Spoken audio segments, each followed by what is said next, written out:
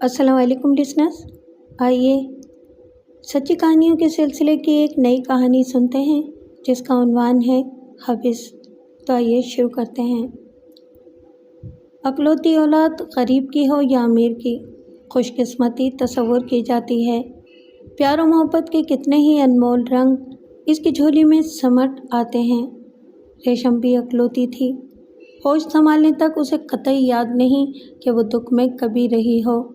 उसके वालिदैन गरीब न थे, खाता पीता घराना था, मगर रेशम के मयार की फसील इतनी बुलंद थी कि उसके बाप की महदूद आमदनी उसे ऊंचा उड़ाने से कासिर थी। भला हो इस उम्दा तरबियत का जिसका रंग उस पर चढ़ चुका था, वरना इसकी हिरस उसे किसी भी अनहोने रास्ते पे ले जा सकती थी। जुर्म की कोई शाख उसकी नफ्सियात में कहीं पलती रही। जो साजो सामान उनके घर में नहीं था, सहेलियों के घर इनसे भरे पड़े थे। जिन कपड़ों को उसका वजूद तरसता था, फैशन मैगज़ीन इनसे रंगीन थे। इसकी गलती ये थी कि वो हर चमकती चीज़ को सोना समझ लेती थी। हर शे को देखकर उसे ख्याल आता कि ये इसके पास क्यों नहीं है। वो दिल में फ़ैसला कर चुकी थी कि ज़िंदगी के किसी भी हिस्से में इन चीज़ों को ज़रूर हासिल करेगी। अभी वो स्कूली दौर में थी, मगर घर के पुराने फर्नीचर को देखकर इसका खून खौल उठता। पहले तो ये समझती थी कि ये सब माँ की बेपरवाही की वजह से है। इन्हें घर को संवारने का शौक़ और सलीका ही नहीं। इसने कई बार नाक मुँह चढ़ाकर माँ की तवज्जो इस जानिब मबज़ूल कराई। पहले तो वो हूँ हाँ कहकर इसकी बात को टालती रहीं, फिर एक दिन इसकी ये गलतफहमी दूर कर दी। रेशम, तू क्या समझती है? मैं इस दुनिया में नहीं रहती? जो कुछ तुम चाहती हो मैं नहीं चाहती? क्या मुझे मालूम नहीं मेरे घर में क्या कुछ होता है? मगर तेरे बाप की आमदनी इस कदर नहीं कि कीमती डेकोरेशन के लिए गुंजाइश निकल सके। जितना पसंदाज कर सकती हूँ किसी अच्छे बुरे वक्त के लिए बचा कर रख लेती हूँ। तू नहीं समझती मेरी चाँद, जिस घर में अल्लाह बेटी देता है, माँ बाप को बहुत कुछ सोचना पड़ता है। माँ, सभी के घरों में उम्दा फर्नीचर, आला ड्रेस और मयारी साजो सामान भरा हुआ है। शबनम के अब्बू के पास इतनी लंबी कार है, वो कपड़े भी आला और नफीस पहनती है। शैला के घर फ्रिज, टीवी और जाने क्या क्या है। आसिया का घर ज्वेलरी और क्रॉकरी से भरा पड़ा है। एक हम ही हैं जो मायूसी और कमतरी की ज़िंदगी गुजार रहे हैं। वो हसरत व याद से खिड़की के पार दूर उफ़क़ पर डूबते सूरज को देखने लगी। मेरा दिल भी चाहता है बेटी, तुझे शहज़ादी बनाकर रखूं, लेकिन मैं मजबूर हूँ। माँ ने ऐसी ठंडी आह भरी जिसमें ज़माने भर का गम छुपा हुआ था। क्यों मजबूर हैं? बस तुम्हारे बाप पर ईमानदारी का भूत सवार है। एक धेला भी रिश्वत लेने पर तैयार नहीं। खाली खुली तनख्वाह में तो इतना ही हो सकता है। वो एकदम ही सख्त गुस्से में आ गई और रेशम ने अंदाज़ा लगा लिया कि वो इस तरह से ज़िंदगी से बेजार हैं और कतई खुश नहीं। हर औरत की तरह इनके भी कुछ अरमान थे जो बिन खिले ही मुरझा गए थे। इस दिन के बाद वो जैसे रेशम की हम ख्याल हो गई। घंटों बैठकर माँ बेटी चौधरी बख्तावर हुसैन की कम आमदनी का रोना रोती रहती और इन्हें कोसती रहती। बस इन्हीं बातों ने नफसियाती तौर पर रेशम की आतिश हविस को हवा दी। बाप की ईमानदारी पर फ़ख्र करने की बजाय उसे नफ़रत सी होने लगी। माँ की मज़लूमियत उसके दिल पर नक्श होती चली गई और उसने तहैया कर लिया कि वो माँ की तरह नाकाम ज़िंदगी बसर नहीं करेगी। उसने अपने दिल में फ़ैसला किया कि वो किसी ऐसे शख्स से शादी करेगी जो अब्बू की तरह बिल्कुल ना हो, जिसके पास बहुत से रुपए हों, जो ईमानदार ना हो मगर दौलतमंद हो। इस दौर में वो इससे ज़्यादा सोच भी क्या सकती थी। जैसे तैसे उसने इंटर किया। बाप ने इसे सिलाई कढ़ाई सिखलाना चाहिए, मगर इसे इससे ज़रा बराबर भी दिलचस्पी न थी। वो कॉलेज यूनिवर्सिटी में पढ़ना और वहाँ के माहौल से आगाही चाहती थी, मगर यहाँ भी महदूद आमदनी आड़े आई। सहेलियों के पर्स नोटों से भरे देखती तो उसके दिल पर घूंसा सा लगता। किसी सहेली के घर जाकर इसके जेवर पहनती, घंटों आईने में अपना सरापा देखती तो खुश होने की बजाय उदास सी हो जाती कि नात पसंदी इसकी फितरत में ज़र्रा बराबर ना रही थी। जवानी के मुंहजोर जोश ने इसे और भी खुदसर और उखड़ बना दिया था। अब इसे बाप ऐसी नाकारा मशीन मालूम होता जो खोटे सिक्के ढालती हो, और वो भी इतनी तादाद में जिससे 2 वक्त की रोटी बमुश्किल मैसर आ सके। वो जब दूसरी सहेलियों के वालिदैन को देखती तो इसे अपने बाप पर और ज़्यादा गुस्सा आने लगता। वो सोचने लगती, बात बेईमानी और ईमानदारी की नहीं, दूसरों के बाप कोई चोर थोड़ी होते हैं जो घर भर लेते हैं। इसके बाप में इतनी सलाहियत ही नहीं है कि वो ज़्यादा कमा सकें। अपनी नाअहली को ईमानदारी के ख़िलाफ़ में छुपाकर इसे मुतमईन कर देते हैं। थोड़े पर शुक्र अदा करने पर इन्हें मजबूर करते हैं और ख़ुद भी खुदा का शुक्र अदा करते हैं। रेशम की सोच किसी मरहले पर पहुंचकर रुक सकती थी, लेकिन माँ इसकी बराबर हौसला अफजाई करती रही। वो इसकी हर शिकायत पर ठंडी आह भरकर रह जाती और रेशम को माँ पर रहम आने लगता। फिर वो अपने साथ माँ को भी इस जहन्नुमा घर से निकालने की तरकीबें सोचने लगी। धीरे धीरे इसकी ज़बान बाप के ख़िलाफ़ कैंची की मानंद चलने लगी। वो बेचारा ज़िद होकर पुरुम्मीद निगाहों से बीवी की तरफ देखता, मगर इसकी आंखों में भी हिकारत और बेटी की हिमायत के सिवा कुछ नज़र न आता। यहाँ तक कि वो खामोशी से सर झुकाए घर से निकल जाता और माँ बेटी अपनी तकदीर को बुरा भला कहकर खामोश हो जाती। चौधरी बख्तावर मौजूदा सूरत हाल से बेहद परेशान था। उठते बैठते सोते जागते इसे जवान बेटी और इसकी मौजूदा सोच बेहाल किए दे रही थी। इसने इसका कॉलेज जाना बंद कर दिया और इसकी शादी का सोचने लगा। रेशम ने एहतिजाज किया, भूख हड़ताल की, मगर बाप का फैसला जैसे अटल था। इसे अपनी ईमानदारी और क़नाअत पसंदी पर फ़ख्र था। इसने गुनाहों से पाक ज़िंदगी गुजारी थी। बेटी के तौर अतवार और नाज नखरे इसे बिल्कुल पसंद न थे। अब तो वो माँ को भी इसके ख़िलाफ़ पसंद कर रही थी। उन्होंने अपनी बीवी को कह दिया कि वो अपनी बेटी को समझाए, हमने अपनी ज़िंदगी बिता दी है, चाहे हसरतों और मायूसियों में सही, मगर हराम की एक पाई नहीं ली। तुम रेशम को शादी पर रजामंद करो कि खुदा इसकी ख्वाहिश पूरी कर दे और उसे ऐसा खामिंद और घर मिले जो मुसर्रतों का गहवारा हो। यूं माँ ने रेशम को एतमाद में लेने के लिए बात छेड़ी। बेटी, हर लड़की को एक दिन अपने घर जाना होता है। ये दिन माँ बाप के लिए सुहाने रूह भी होता है और खुशियों का ख़जाना भी। मैं भी चाहती हूँ कि तुझे अच्छा शौहर और मयारी घर मिले जहाँ तुम शादो आबाद रहो। हमने जो लड़का देखा है उसका नाम असलम है और वो किसी दफ्तर में काम करता है। तनख्वाह मयारी है, घर उसका अपना है।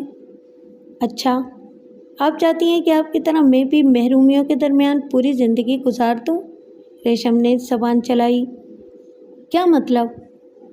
मतलब ये कि वो एक तनख्वाहदार है, इसके पास अपनी ज़मीन भी नहीं है। माँ ने एक ठंडी आह भरी और दूर खलाओं में घूरते हुए बोली, बेटी, मैं तुम्हारा दुख समझती हूँ, इसलिए कि मैं भी इसी आग में जलती रही हूँ। लेकिन कुछ बातें इंसान के इख्तियार में नहीं हुआ करती। गरीब के घर गरीब ही का रिश्ता आता है। ये ऊपर वाले के फैसले हैं। अगर वो चाहे तो एकदम ही बंदे के दिन फेर दे और इसे चंद ही दिनों में अमीरों के सफ़ में ला खड़ा करे। अपनी किस्मत पर शाकिर रहो। तुम्हारी ज़िंदगी में ऐश होगा तो कोई रोक नहीं सकता। क्या खबर, शादी के बाद इसकी आमदनी में बेकरार इजाफा हो जाए। तुम अपने हुनर और चाबुक दस्ती से उसे ज़्यादा कमाने पर उकसाना। सब तुम्हारे बाप की तरह थोड़ी होते हैं। यूँ इसने माँ के समझाने पर शादी की हामी भर ली। रेशम की शादी सादगी से की गई। वो जिस घर में ब्याह कर आई थी वो 2 कमरों पर मुश्तमिल था।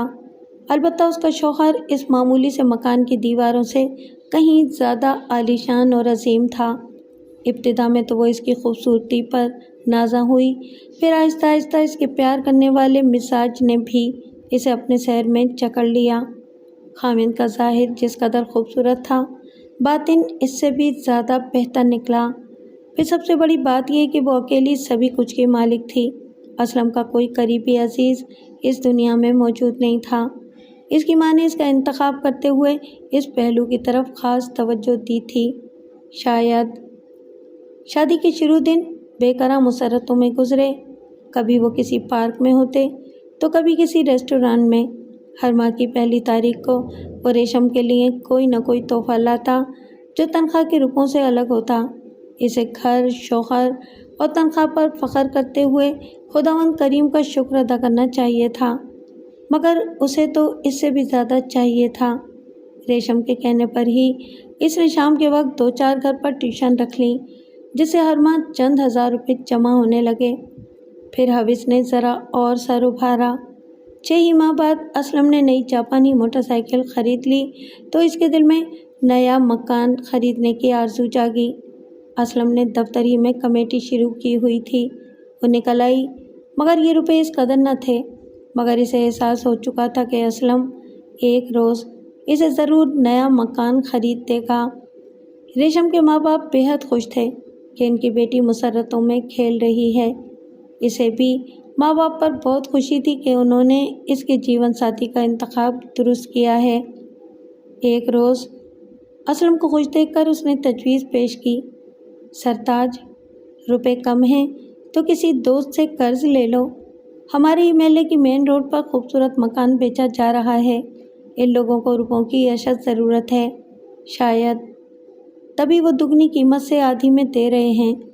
یوں وہ بھولا والا شخص بیوی کی باتوں میں آ گیا اور بینک سے قرض لے کر بقیہ رقم ملاتے ہوئے نیا مکان خرید لیا اور اپنا کوڑیوں کے دام فروخت کر دیا۔ گھر نیا لیا تو اس میں سامان اور نئے فرنیچر کی ضرورت بھی محسوس ہوئی، کیونکہ ان کا سامان تو ایک ہی کمرے میں بمشکل پورا ہوا تھا۔ اس نے اسلم سے اپنی نئی خواہش کا اظہار کیا، بیگم کچھ ماہ انتظار کرو، پہلے ہم قرض اتاریں گے، پھر فرنیچر اور دوسرا سامان بھی خرید لیا جائے گا۔ اور پھر جب اگلی پہلی کو اسلم نے ریشم کے ہاتھ میں آدھی تنخواہ دی تو وہ بگڑ کر بولی، یہ تو 15 تاریخ تک ہی مشکل چلے گی اور اگلا آدھا ماہ فاقوں میں گزرے گا۔ کیسی باتیں کر رہی ہو؟ اگر ہاتھ روک کر خرچ کیا جائے تو آدھی تنخواہ بھی بہت ہے ریشم، بات سمجھنے کی کوشش کرو، تمہارے ہی کہنے پر قرض لے کر مکان خریدا ہے۔ اس نے اسے گویا سمجھایا، اسلم یہ حساب کتاب مجھے نہیں آتا، اپنی آمدنی بڑھاؤ ورنہ مجھے میرے گھر چھوڑاؤ۔ فاقے ہی کرنے ہیں تو میرا گھر برا نہیں ہے۔ وہ سمجھ رہی تھی کہ اس کی یہ دھمکی کارگر ثابت ہوگی، مگر یہ دیکھ کر وہ حیران رہ گئی کہ اسلم اس کے سامنے کسی مجرم کی طرح ہاتھ باندھے کھڑا تھا اور اس کی صورت روحانسی تھی۔ معاف کرنا ریشم، میرے وسائل اس قدر زیادہ نہ تھے کہ میں قرض لیے بنا نیا مکان خرید سکتا۔ وہ بیچارہ یہ سمجھ رہا تھا کہ ریشم اس کے ایسا کرنے پر مشتعل ہے، اور بات بھی سچ تھی۔ آدھی تنخواہ میں مہینے بھر کا گزارا ہو سکتا تھا، عیاشی اور سیر سپاٹے ہرگز نہیں۔ ریشم نے بھی اس وقت یہی سمجھا کہ اس کے احساس جرم سے آزاد سمجھوتا کر لے تاکہ وہ اس سے دبا رہے، وہ احساس کمتری میں مبتلا رہے اور ریشم اس پر ہر طرح کا حکم چلاتے ہوئے منمانی کرتی رہے۔ اچھا چلو کہیں باہر چلتے ہیں، کم سے کم آج کا دن تو گھوم لیں۔ ریشم نے چہرے پہ مصنوعی مسرت سجائی۔ چلو، وہ بھی مسکرا اٹھا۔ ریشم نے باقاعدہ پلاننگ کے تحت اسے بے پناہ محبت کا اظہار شروع کر دیا، اپنے کسی رویے سے یہ ظاہر نہ ہونے دیا کہ وہ اس تھوڑی سی تنخواہ پر خوش ہے۔ وہ چہک چہک کر اپنی خواہشوں کو بیان کرتی رہی تاکہ اس کے دل میں ان خواہشوں کی تکمیل کا پودا جڑ پکڑ سکے اور وہ اسے خوش کرنے کے لیے اپنی آمدنی میں اضافے کے ذرائع تلاش کرنے میں مصروف ہو جائے۔ لیکن وہ بھی بہت ذہین اور سمجھدار انسان تھا، ہر بات سن کر اڑاتا رہا اور گزارا آدھی تنخواہ میں ہی ہوتا رہا۔ اگر انسان میں حرص نہ ہو تو کم آمدنی میں گزارا ہو سکتا ہے، مگر اس وقت ریشم یہ بات ماننے کو قطعی تیار نہ تھی۔ اسے تو رئیسوں والے ٹھاٹ باٹ اپنانے تھے۔ وہ 2 ہی مہینوں میں صبر رخصت کر بیٹھی۔ اشاروں کنایوں سے بات نہ چلی تو اس نے صاف صاف کہنا شروع کر دیا، اب مجھ سے اور صبر نہیں ہوتا، تنگ آ گئی ہوں روکی سوکھی کھاتے کھاتے۔ وہ بگڑ کر بولی، بس چند ماہ کی تو بات ہے، پھر پوری تنخواہ گھر آیا کرے گی۔ پوری تنخواہ تو ایسے کہہ رہے ہو جیسے لاکھوں روپے آیا کریں گے۔ ریشم نے پھر چوٹ کی، اللہ مالک ہے، وہ کہتا اور بات آئی گئی ہو جاتی۔ بس پھر اسی بات پر روزانہ جھگڑا ہونے لگا۔ اسلم ہمیشہ نرمی کا مظاہرہ کرتا، جبکہ ریشم آپے سے باہر ہو جاتی۔ آخر ایک روز اس نے صاف لفظوں میں کہہ دیا، اسلم، ایمانداری سے کما کر تو آج کے زمانے میں کوئی پیٹ نہیں بھر سکتا، تم اوپر کی آمدنی پر کیوں توجہ نہیں دیتے؟ میں ایسے محکمے میں ہوں جہاں ایسے کوئی مواقع نہیں، اسلم نے کہا۔ تو اپنا محکمہ بدل لو، کسی ایسی جگہ نوکری کرو جہاں یہ مواقع ہوں۔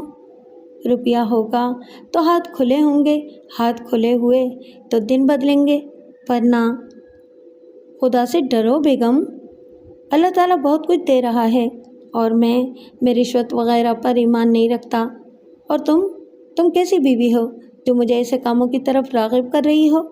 جانتی ہو برے کاموں کے انجام اچھے قطعی نہیں ہوا کرتے۔ پھر تم یہاں بیٹھ کر بھلائی چاٹتے رہو، مجھے اجازت دو، میں یہ سزا نہیں کاٹ سکتی، میں ماں باپ کے پاس چلی جاتی ہوں۔ بس اسلم کی یہی کمزوری تھی جس کا وہ فائدہ اٹھا رہی تھی۔ اسے ریشم کی جدائی کسی حال میں بھی گوارا نہ تھی۔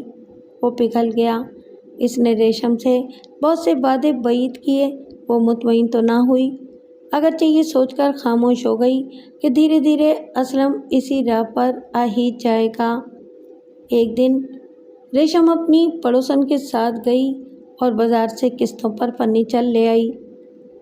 اب دیکھتے ہیں قسطیں کیسے ادا نہیں کرتے، اس نے دل ہی دل میں کہا اور اسلم کا انتظار کرنے لگی۔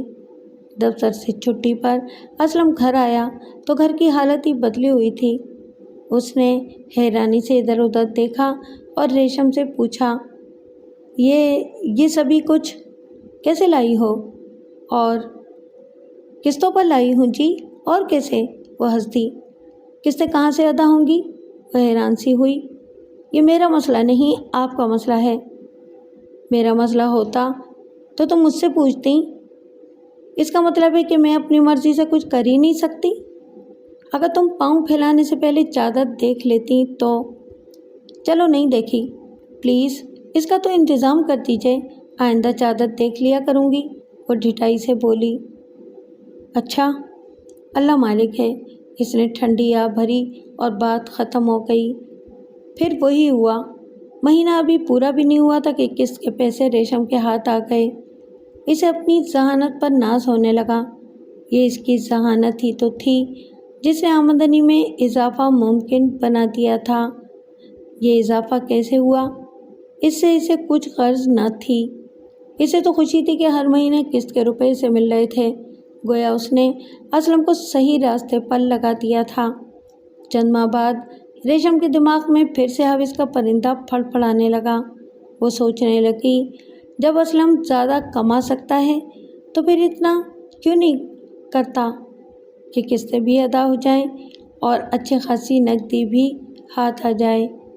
ایک دن اسلم کو بہت خوش دیکھ کر وہ چہکی۔ مرد کی کمائی جس قدر زیادہ ہو اتنی ہی وہ پیارا لگتا ہے، سرتاج۔ بھائی کما تو رہا ہوں، اور کتنا کماؤں؟ وہ نرمی سے بولے۔ کیا خاک کما رہے ہو؟ اس میں تو صرف قسطیں ادا ہو رہی ہیں، میری حالت آپ کے سامنے ہے، اور پھر دوسرے اخراجات بھی تنگی سے ہو رہے ہیں، اس نے مایوسی ظاہر کی۔ بیگم، تمہیں معلوم نہیں شاید، میں نے پارٹ ٹائم کر لیا ہے، 1000 ملتے ہیں وہاں سے، اب لاکھ روپے تو ملنے سے رہے۔ اتنی تیز نہ دوڑو کہ اوندھے منہ گر پڑو، انتظار کرو، خداوند کریم بہتر کرے گا، وہ جسے چاہے خیر چیز سے نواز دے۔ اب اسے معلوم ہوا کہ وہ پارٹ ٹائم کر رہے ہیں، وہ تو سمجھ رہی تھی کہ وہ اس راستے پر نکلے ہیں جس پر وہ چاہتی تھی۔ اسے اسلم اور اس کی ناقص سوچ پر غصہ آنے لگا۔ اسے یقین ہو چلا تھا کہ اسلم عقل سے کورا ہے، ویسے فرما بردار ہے، سمجھایا جائے، راہ دکھائی جائے تو عمل ضرور کریں گے۔ اس نے دل ہی دل میں نیا پلان ترتیب دینا شروع کر دیا۔ اس روز اسلم ڈیوٹی سے واپس لوٹا تو کھانے کے بعد ریشم نے اپنا مدعا ظاہر کیا۔ اسلم، اس ملک میں کچھ نہیں رکھا، میں کہتی ہوں کہ کہیں باہر نکل جاؤ۔ ہمارے پڑوسی کا لڑکا कुछ इतना पढ़ा लिखा भी नहीं है, मगर जत्ता में है। हज़ारों के ड्राफ्ट हर महीने भेजता है। वो मुस्कुराई। रेशम, रेशम, बाज़ औक़ात मुझे तुम पर हैरत सी होने लगती है। हमारे मुल्क में क्या नहीं है जो तुम मुझे बाहर जाने की और भेजने की सोच रही हो? क्या इंसान सिर्फ रुपए पैसे कमाने के लिए दुनिया में आया है? ये तुम्हारे लिए क्या कम है कि मैं तुम्हारे पास हूँ? वह हैरान निगाहों से इसे देखने लगा। पास रहने का मज़ा भी तभी आता है ना जब जेब में रुपए भरे हों। उसने आंखें मटकाईं। किस शे की कमी है तुम्हें? है क्या तुम्हारे पास? वो दूबदू बोली। किसी दिन फाका हुआ है? उसने सवाल किया। बस इसी की कमी रह गई है। तुम इस पर खुश हो के खाने को मिल रहा है। दुनिया की लाखों आसाइशें भी हैं, इनके मुतालिक भी तो सोचो। सभी आसाइशें तो बाहर जाकर भी नहीं मिल सकती बेगम। कुछ तो मिल जाएंगी ना। यहाँ क्या रखा है? रेशम, ख्वाहिशों और हसरतों की कोई इंतहा नहीं है। तुम जो खेल खेलने जा रही हो ये बहुत ख़तरनाक है और इसका अंजाम कमाल है। तुम न जाने कैसे मर्द हो, बल्कि मर्द हो ही नहीं, वरना ख़तरों से खेलना ही तो ज़िंदगी है। इसने चेहरा ऊपर करके कहा। इसीलिए तो कह रहा हूँ, ख़तरात से खेलना मर्दों का काम है। औरतें जब खेलती हैं तो नुकसान उठाती हैं। ये बात सदा याद रखना। पढ़े लिखे होकर मर्दों की बरतरी के कायल हो। किसी दकियानुसी रूह है तुम्हारे वजूद में बेगम। यही दकियानुसी रूहें भरम रखे हुए हैं, वरना तवाज़ुन बिगड़ जाता है। बरतरी कमतरी की बात हरगिज़ नहीं। जिसका जो काम है इसी पे सजता है। मुझे अपने हिसाब किताब से ज़िंदगी का सफ़र तय करने दो। यही वक्त का तकाज़ा है। ये तो वही बात हुई कि मैं आपकी बेहतरी का सोच भी नहीं सकती, उसने ढिठाई से कहा और मुंह दूसरी तरफ फेर लिया। मेरी बेहतरी सिर्फ बाहर जाने में रह गई है?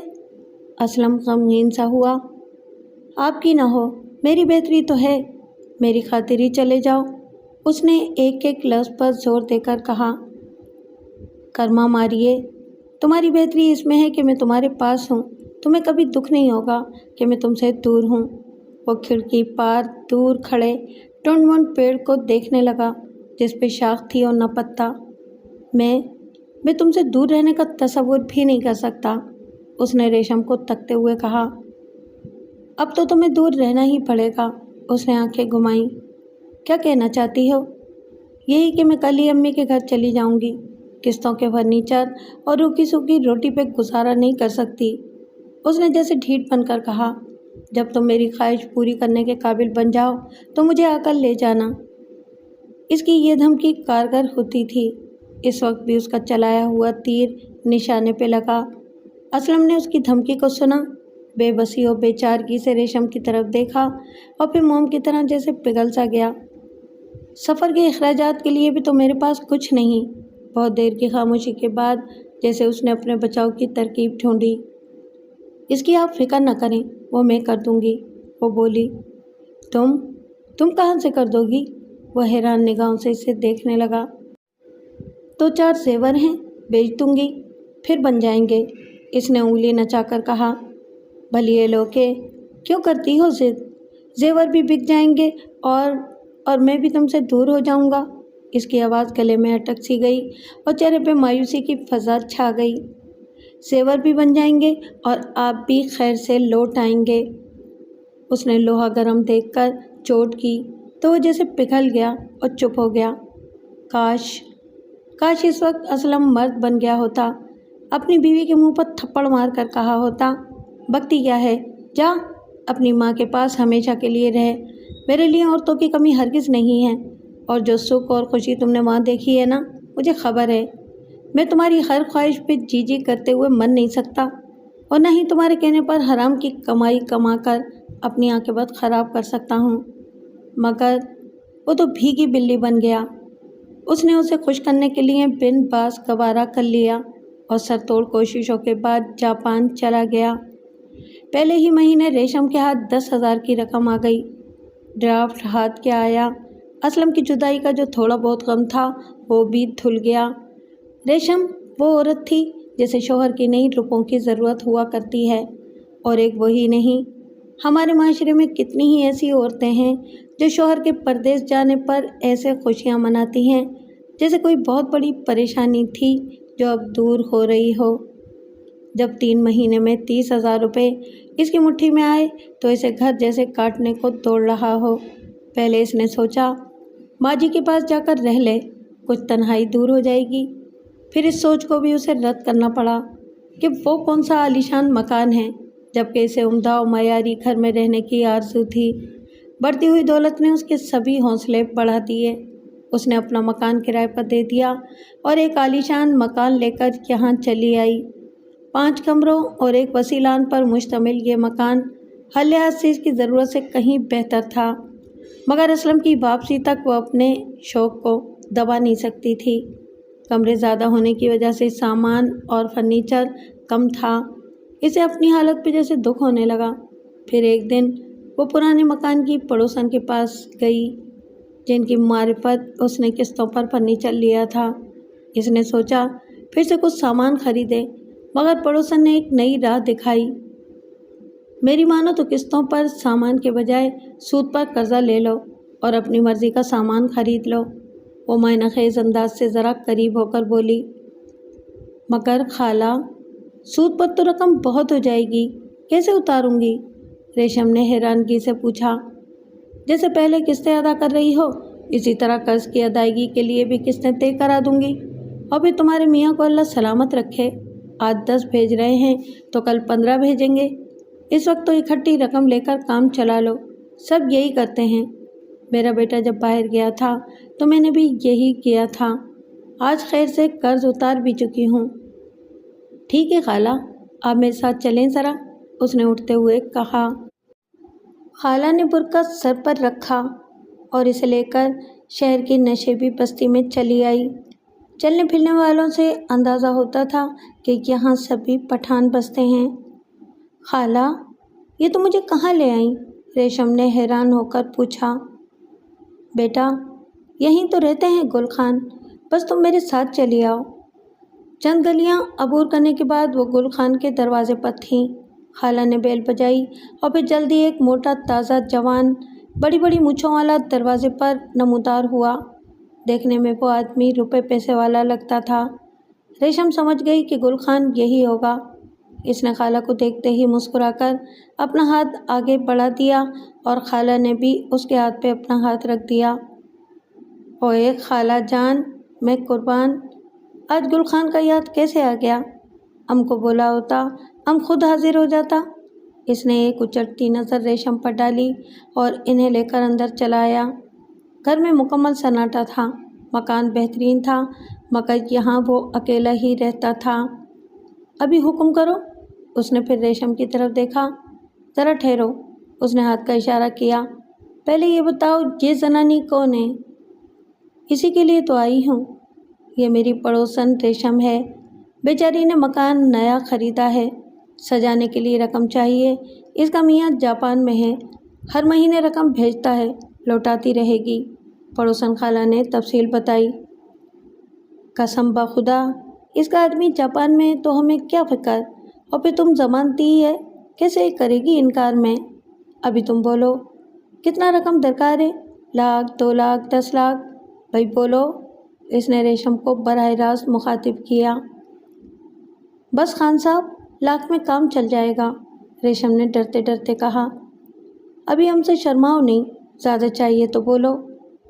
نہیں خان صاحب اتنا ٹھیک ہے، اس بار پڑوسن خالہ بولی، مگر ہمارا ایک اصول ہے، ہم پیسہ گھر جا کر پہنچاتی ہے۔ خان بولا، ٹھیک ہے، یہ تو اور اچھا ہے، تو پھر اپنا پتہ بولو۔ ریشم نے پتہ بتا دیا۔ گل خان نے کاپی پر پتہ لکھا اور اٹھ کر چلا گیا۔ واپس آیا تو اس کے ہاتھ میں 2 کاغذ تھے، اور یہاں انگوٹھا لگاؤ۔ یہ کیا ہے خان صاحب؟ ریشم نے پوچھا۔ ہم نے تم کو 1,00,000 روپے دیا، اس کا کاغذ ہے، اس پر انگوٹھا اس وقت لگے گا جب آپ رقم لے کر آئیں گے۔ تم ابھی گل خان کو جانتا نہیں ہے، اس واسطے بول رہا ہے۔ چلو ٹھیک ہے، ہم کل پہنچیں گے۔ دوسرے دن گل خان روپیہ لے کر ریشم کے پاس پہنچا۔ اس نے روپے اسے تھما دیا اور پھر کاغذ نکال کر کہا، اب تو انگوٹھا لگائے گا نا؟ रेशम ने कागज़ पर अंगूठा लगाया और रकम वसूल कर ली। वो शख्स दस्तखत का कायल नहीं था। रकम हाथ आने पर रेशम की हविस को फिर से हवा लग गई और वो अलाव की सूरत शोलों में भड़कने लगी। वो इस वक्त खुशी से इस कदर सरशार थी जैसे ये रकम इसे मुफ्त में मिली हो। वो फ़ौरन अपनी माँ के पास पहुँची। इन्हें बताया कि असलम ने रुपए भेजे हैं, मुझे कुछ सामान ख़रीदना है। माँ ने इसे समझाया, बेटा ये रुपए आड़े वक्त के लिए संभाल लो, तुम अकेली रहती हो, क्यों दुनिया को दिखाने की बातें कर रही हो। मगर इस पर तो हिरस और लालच का भूत सवार था। वो माँ को ज़बरदस्ती लिए बाजार पहुँच गई। फर्नीचर, पर्दे, डेकोरेशन पीस और सेफ अलमारी, वो जो कुछ खरीद सकती थी खरीद लिया। वापस लौटी तो चंद हज़ार रुपये बैग में थे। पूरा घर जगमग जगमग करने लगा। हर सू खूबसूरती आया थी। सबको पता था कि रेशम का शौहर जापान में है। महल्ले की जो औरतें भी इसके घर आईं, इसकी किस्मत पर रश्क करती हुई नजर आईं, तो इसका दिमाग आसमान की बुलंदियों पर परवास करने लगा। आपके पास गाड़ी नहीं है? एक दिन महल्ले के एक खातून ने से पूछा। एक छोड़ 2 गाड़ियाँ थीं हमारे पास, उसने चेक कर कहा। मेरे शौहर चूँकि मुझे भी साथ ले जाना चाहते थे, तभी दोनों बेच दी। फिर बाद में प्रोग्राम तब्दील हो गया, वो अकेला ही चला गया। गाड़ी तो फ़िलहाल तुम्हारे लिए बहुत ज़रूरी है। इस इलाके में रिक्शा टैक्सी तो कभी मिलता ही नहीं, और फिर जिसके पास गाड़ी रह चुकी हो वो उसका आदी हो जाता है। और नहीं तो क्या, मैं तो अब ड्राइविंग भी भूल गई हूँ। सोच रही हूँ ख़रीद ही लूँ। वैसे वो गाड़ी अपने साथ लेकर ही आएंगे, वो मुस्कुरा कर बताती रही। वो तो खैर लाएंगे ही, तुम भी ख़रीद लो, सेकंड हैंड ही सही। लो, पुरानी गाड़ी भी कोई गाड़ी होती है, इसने हिकारत से कहा। अरे तो तुम्हें कौन सी रोज़ रोज़ इस्तेमाल करनी है, कभी कभी तो तुम कहीं जाती हो, खड़ी रहने के लिए क्या बुरी है, इसने हंसकर कहा। अच्छा देखा जाएगा, मैं इन्हें ख़त लिखती हूँ, इसने एक अंदाज से बेनियाजी से आंखें घुमाकर कहा। औरत उठकर चली गई, लेकिन रेशम को एक नई रात दिखा गई। ये ख्याल तो मुझे आया ही नहीं था कि कार भी ख़रीदनी है। मैं कुछ ज़्यादा ही कर्ज ले लेती, फर्नीचर के साथ एक कार भी ख़रीद लेती। चलो खैर, उसने दिली दिल में कहा। इस महीने असलम ने 15,000 का ड्राफ्ट भेजा। पता नहीं रेशम ने इन्हें कौन सी उल्टी सीधी बात सुनाई थी, और जब गुल खान किस्त वसूल करने आया तो इसके हाथ पे किस्त रखते हुए हंसकर कहने लगी, खान साहब मुझे 1 लाख और दे दो, मैं 4 की बजाय 6,000 रुपये माहवार अदा करती रहूँगी। यूँ गुल खान ने राज़ी खुशी रुपए दे दिए। इसने अखबार में गाड़ी के इश्तहार देखना शुरू कर दिए। चंद दिनों की तगोदो के बाद इसे मर्जी की गाड़ी मिल गई। क्लास फेलोज़ के साथ रहकर इसने ड्राइविंग तो सीख ही ली थी। लाइसेंस का मसला था, वो भी आखिर हल हो गया। फिर इसके पैर ज़मीन पर नहीं टिकते थे, कभी इस सहेली के पास तो कभी दूसरी के पास। दरअसल वो बताना चाहती थी कि मेरे मियाँ जापान में हैं। मैंने बंगला, गाड़ी और बहुत कुछ ख़रीद लिया है, और आज मैं भी अमीरों की सफ़ में शामिल हूँ। फिर इससे रहा ना गया। अपनी दोस्त सफ़िया के पास जाकर उसने चहक कर कहा, देख लो सफ़िया, तुमने एक रोज़ मेरी गुर्बत का मजाक उड़ाया था, मेरी बेइज्जती की थी, मेरे वालिदैन के सामने मुझे शर्मसार करते हुए मेरा सर निगू किया था, मगर आज ओह सॉरी, तुम कौन सी पुरानी बातें ले बैठी। आओ अंदर, मैं तुमसे माफ़ी मांगती हूँ। मैं तो आज तक अपने किए पर शर्मिंदा हूँ। इस रोज़ मुझे न जाने क्या हो गया था यार। नहीं, मैं अंदर नहीं आऊँगी। मैं सिर्फ तुम्हें ये बताने आई हूँ कि कभी किसी की गुर्बत का मजाक न उड़ाना, क्योंकि कभी कभी खुदा गरीब की भी सुन लिया करता है, और इसे वो सभी कुछ अता कर देता है जिसकी इसे ख्वाहिश हुआ करती है।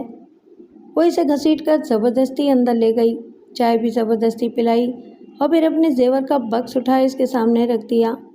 कुछ लम्हों की खामोशी के बाद गुलूगीर सी आवाज़ में बोली, रेशम आज तुम अमीर हो, और खुदावंद करीम ने मुझसे सभी कुछ छीन लिया।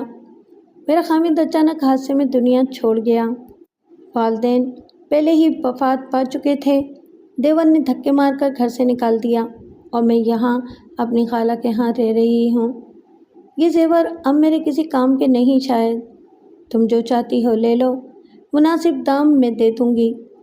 बिक तो कहीं भी जाएंगे, मगर तुम खरीद लो तो कभी ना कभी आकर देख लिया करूँगी, ये समझूंगी कि मेरे ही पास हैं। जेवर देखते ही रेशम के तेवर जैसे बदल गए। इसके अंदर हविस के अलाव चलने लगे। वो लज्जाई हुई नज़रों से देखते हुए बोली, कितने के होंगे जी? सुनार को दिखाए थे 70,000 कह रहा था, तुम कुछ कम दे दो। उसने हैरत ज़दा निगाहों से देखते हुए कहा। वाह, कम क्यों दूँ? मैं इससे ज़्यादा दूंगी। गाड़ी ले चुकी हूँ, वरना तुम्हें दुगनी कीमत देती। इसने सर का इशारा किया। अभी ले जाओ, रुपए पहुँचा देना, वो बोली। नहीं, जब रुपए लेकर आऊँगी ले जाऊँगी। वो उठकर वापस चली आई। 25-30 हज़ार इसके पास थे। वो गाड़ी लिए फिर से खान साहब के पास पहुँची। गुल खान ने मुस्कुराते हुए उसका इस्तकबाल किया। जी बुलबुल, अब बताओ क्या बात है? खान साहब, मुझे 50,000 रुपये फ़ौरन चाहिए। उसने इस कदर अपनाइए से कहा कि गुल खान खिल उठा। हम हाजिर है रेशम बीबी। वो दूसरे कमरे में गया और रकम लाकर उसके हाथ पे रख दी। हम तुम्हारा खातिर अपना कायदा तोड़ती है। रकम और दे रहा हूँ कि बुलबुल जान को ज़रूरत है। खान साहब अंगूठा, वो बोली। वो कार्रवाई घर पर होगा, उसने कहा, और वो वहाँ से निकलकर सीधी सहेली के पास पहुँची। तमाम जेवर इससे लिया, रकम अदा की और घर चली आई। अब 2.5 लाख की कर्जदार हो गई थी, बल्कि सूद शामिल करते हुए कुछ ज़्यादा की, लेकिन वो मुतमईन थी कि किस्तें अदा हो रही हैं, शान और शौकत अलग कायम है। उसने जिस कदर ख्वाब देखे थे सभी पूरे हो गए। बस कभी कभी उसका जी चाहता कि असलम भी साथ होते तो, मगर वो हविस परस्त थी। दिल की ख्वाहिशों और खसरतों में मोहब्बत जैसे पाकीज़ा और बेमोल जज्बे को फरामोश करते हुए बेलगाम घोड़े की मानिंद सरपट दौड़ती रही। अगर वो अपनी ख्वाहिशों को जंजीर पहना देती और रूकी सूकी में मोहब्बत के साथ कदम मिलाकर चलती तो पूरी दुनिया उसके लिए जन्नत से कम हरगिज़ ना होती। ये सोचते हुए उसके आंसू निकल आए, मगर लालच और हविस परस्ती में वो इन्हें जब्त करते हुए फिर से आगे बढ़ने लगी। मगर सभी कुछ पाकर भी तन्हाई उसके लिए अज़ाब बनने लगी। गुल खान बेबाकी से चला आता और कहता, अरे बुलबुल, आज तो हम तुम्हारे हाथ की चाय पिएगा। और वो मुस्कुराकर उसे अंदर बुलाने पर मजबूर थी। उसने चाय क्या पिलाई, फिर तो वो हर माह ढीठ बनकर चाय पीने लगा। 8 महीने गुजर गए। फिर 1 महीने ड्राफ्ट नहीं, असलम का ख़त मिला। उसने लिखा था, रेशम, मुझे नौकरी से निकाल दिया गया है, लेकिन जल्द ही किसी दूसरी मुलाजमत का बंदोबस्त कर लूँगा। तुम घबराना नहीं, और अब तक जो जमा किया है इससे खर्च चला लो। वो इससे आगे कुछ ना पढ़ सकी। इसकी निगाहों के सामने धुएं के बादल से छा गए और ज़मीन जैसे घूमने लगी। वो दीवार का सहारा लेके वहीं पे बैठती चली गई।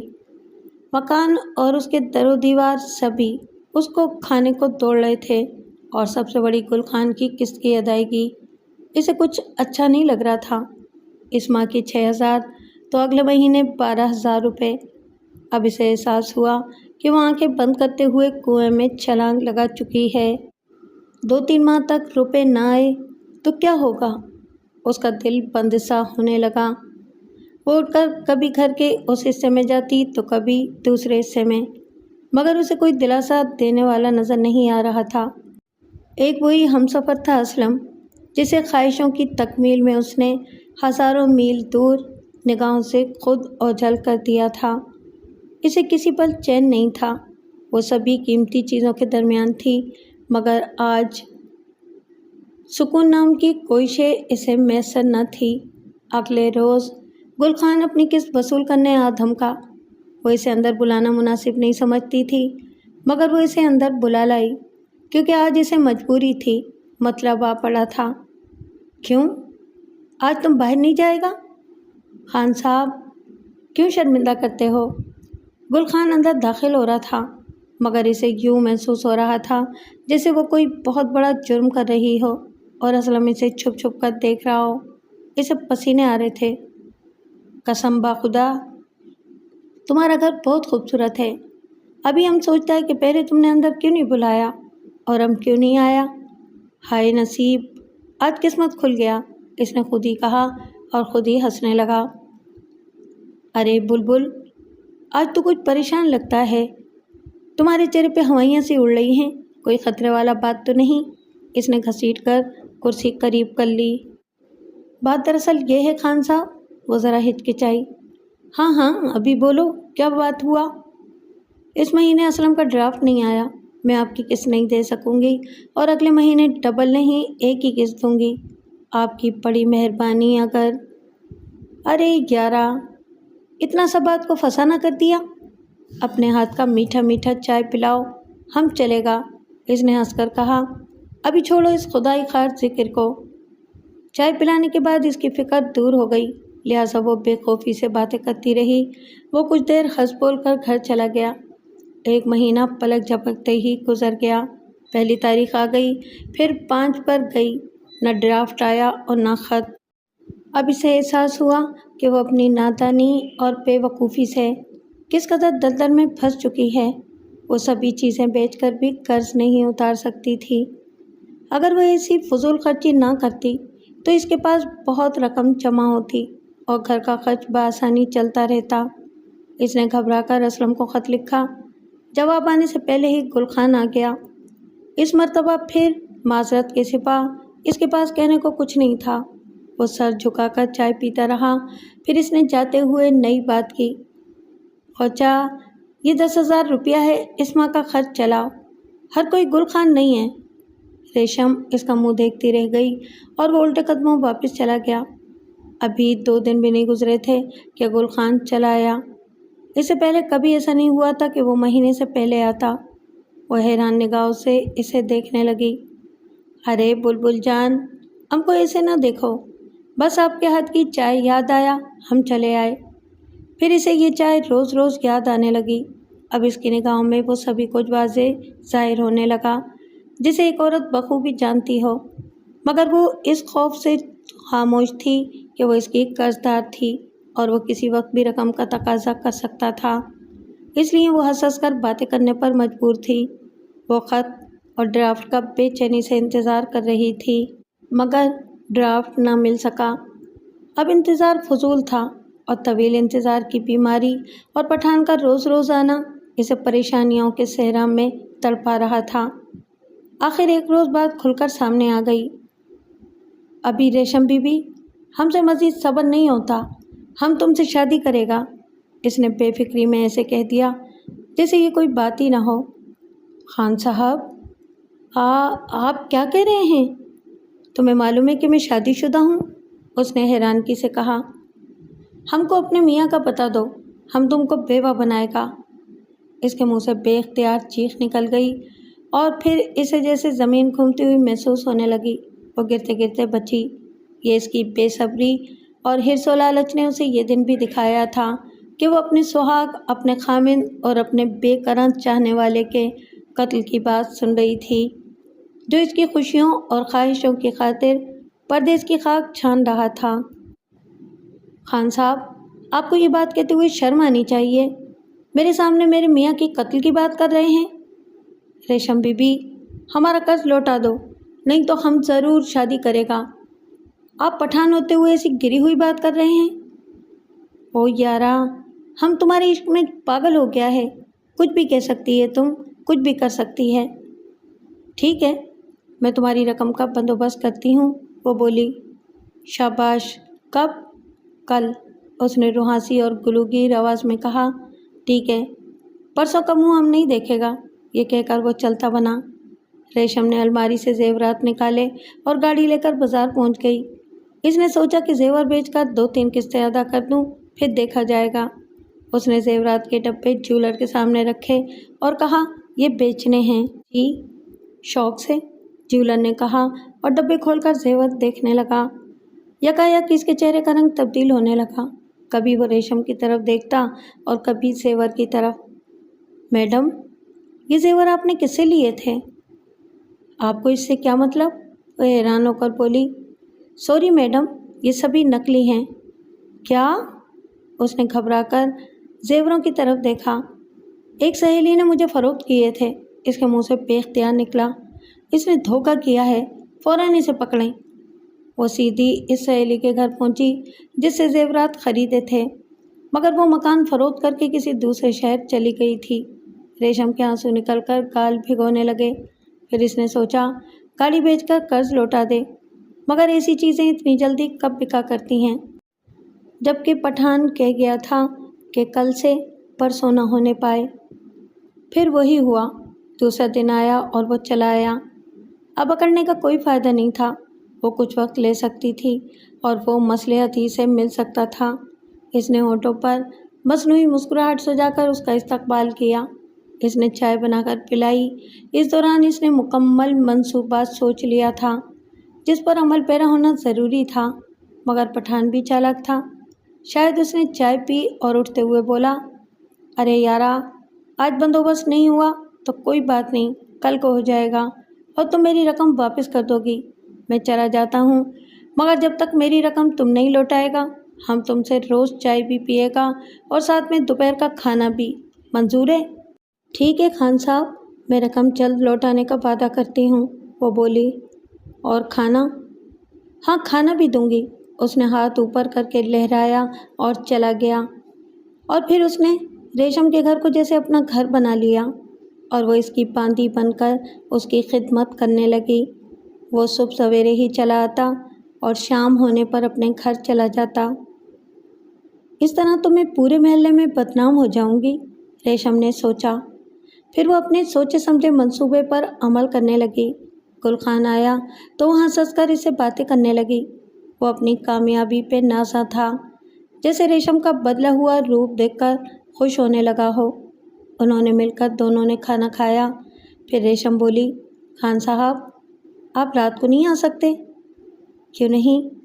مگر تنہائی تو اب بھی ہے، وہ کچھ سوچ کر بولا۔ یہ بات نہیں ہے خان صاحب، دراصل دن کے وقت محلے دار آپ کو دیکھ کر باتیں بناتے ہیں، یوں تو میں بدنام ہو جاؤں گی، وہ حسرت سے بولی۔ او یارا، ہم تو بھول ہی گیا تھا کہ ایک عورت کی عزت کا بات ہے، دن کی روشنی میں ہم کو نہیں آنا چاہیے، اب ہم رات کو آیا کرے گا، یہ کہہ کر وہ چلا گیا۔ رات کا اندھیرا جب اچھی طرح پھیل گیا تو وہ ریشم کے ہاتھ چلا آیا۔ وہ اسے ڈرائنگ روم میں لے آئی، پیار محبت کی باتیں کرتی رہی، پھر اسے لان میں لے آئی۔ لان میں کرسی پر بیٹھ گیا وہ تو وہ چائے بنانے چلی گئی۔ وہ دیکھتا رہا، ہنستا رہا اور چائے کی پیالی تھام کر بغور اسے دیکھتا رہا۔ چائے پینے کی کچھ ہی دیر بعد وہ کرسی پر جھول گیا۔ اس نے چائے میں نیند کی بہت سی گولیاں ملا دی تھیں۔ جب اسے یقین ہو گیا کہ پٹھان بے سدھ ہو چکا ہے تو وہ پھرتی سے اٹھی اور لان کے دوسری جانب کھودے ہوئے گڑھے کو دیکھنے لگی۔ پھر کدال لے کر اس میں اتری، ذرا اور گہرا کیا اور پھر پھرتی سے پٹھان کو گھسیٹتی ہوئی گڑھے تک لے آئی۔ اس کی سانس پھول گئی اور ہاتھ پاؤں کانپنے لگے، مگر اپنی رسوائی اور شوہر کی زندگی کا خیال آتے ہی ہاتھوں میں پھر سے جان پڑ گئی۔ اس نے پورا زور لگا کر اسے گڑھے میں دھکیل دیا، گڑھے کو مٹی سے اچھی طرح ڈھانپ کر پانی چھڑک دیا۔ گل خان زندہ دفن ہو چکا تھا۔ اپنے کام کو پائے تکمیل تک پہنچا کر اس نے غسل کیا اور بیڈ روم میں جا کر اطمینان سے سو گئی۔ ایسے حالات و واقعات میں نیند بندے کے کبھی قریب نہیں پھٹکا کرتی، مگر وہ نصیب و ماری سوچوں میں کتنی راتوں کے جگراتے، کتنی راتوں کے اندیشے لیے سو نہ سکی تھی۔ اسے ہر وقت پریشانیاں گھیرے رکھتی تھیں۔ تبھی آج اپنے سر سے بار گرا تو وہ میٹھی نیند سوتی رہی۔ کال بیل کی آواز پہ اس کی آنکھ کھلی تو کافی دن چڑھایا تھا۔ اس نے دروازہ کھولا، سامنے ایک تنومند آدمی کھڑا تھا جسے ریشم نہیں جانتی تھی۔ گل خان ہے؟ اس نے پوچھا۔ دماغ خراب ہے تمہارا؟ وہ یہاں کس لینے آتے ہیں کیا رات گزارنے؟ وہ خاموشی سے واپس چلا گیا تو ریشم نے دروازہ بند کر دیا، مگر اس کے اندر ہلچل سی مچ گئی۔ دھڑکتے دل کی رفتار ذرا کم ہوئی تو اسے ذرا قرار آ گیا، مگر پرانے وقتوں کے بزرگ کہا کرتے تھے قتل کبھی فراموش نہیں کیے جاتے اور نہ ہی چھپ سکتے ہیں۔ اگلی صبح دروازہ پھر سے کھٹکھٹایا گیا۔ ریشم نے آج کسی خطرے کو بہت قریب محسوس کیا۔ وہ دروازے پہ گئی۔ جی فرمائیے، اس نے کہا اور ٹھٹک گئی۔ دروازے پہ بہت سے پولیس والے الرٹ تھے، جیسے ہم آپ کے گھر کی تلاشی لینا چاہتے ہیں، وہ ذرا روب سے بولے، ہمیں شک ہے کہ آپ نے گل خان نامی پٹھان کو یہاں چھپایا ہوا ہے۔ میں نے کہا نا وہ یہاں آیا ہی نہیں، ریشم نے جھوٹ بولا، مگر وہ اس شخص کو بتا کر آیا تھا کہ وہ تمہارے گھر جا رہا ہے۔ انہوں نے جھوٹ کہا ہوگا، رات کے وقت وہ یہاں کیوں آتے؟ میں یہاں اکیلی رہتی ہوں، میرے میاں جاپان میں ہیں، وہ اکڑ کر بولی۔ آپ نے ان سے قرض لیا تھا؟ جی۔ کتنا؟ 2.5 لاکھ، مگر میں برابر قسطیں ادا کر رہی ہوں، وہ دن کے وقت قسط لے جایا کرتے ہیں، رات کے وقت نہیں۔ پولیس والے نے کہا اور اسے لیے ڈرائنگ روم تک لے آیا۔ آپ سگریٹ پیتی ہیں؟ اس نے سگریٹ کی خالی ڈبیا اٹھا کر پوچھا۔ جی نہیں تو؟ جی ہاں، وہ گھبرا سی گئی۔ بہت سی عورتیں سگریٹ پیتی ہیں، آپ پیتی ہیں تو کیا ہوا؟ اتنا گھبرا کیوں رہی ہیں؟ پولیس افسر ہنسنے لگا۔ پولیس افسر بڑے غور سے ایک ایک چیز کو دیکھ رہا تھا، لیکن اسے سگریٹ کے پیکٹ کے سوا کوئی قابل ذکر چیز نہ مل سکی، تو وہ باہر نکل آیا، وہ بھی اس کے ساتھ تھی۔ اچانک اس کی نظر لان کی طرف اٹھی۔ لان میں 2 کرسیاں پڑی تھیں، یہ کئی دنوں سے پڑی ہیں، اور پھر سامنے نرم مٹی دیکھ کر اس نے خدائی کا حکم صادر فرمایا۔ ریشم کے چہرے پہ کئی رنگ آئے اور گزر گئے۔ پھر گل خان کی لاش برآمد ہو گئی۔ سبھی کچھ بتائے سنائے بغیر ریشم کو جیل بھیج دیا گیا۔ یوں حوث، لالچ اور ہرس کا انجام بالآخر اپنے انجام کو پہنچا۔ کچھ روز بعد اسلم کو قتل کی خبر پہنچائی گئی، مگر اس نے بھی یہی کہا کہ حوث کا انجام بلا شبہ ایسا ہی ہونا چاہیے تھا۔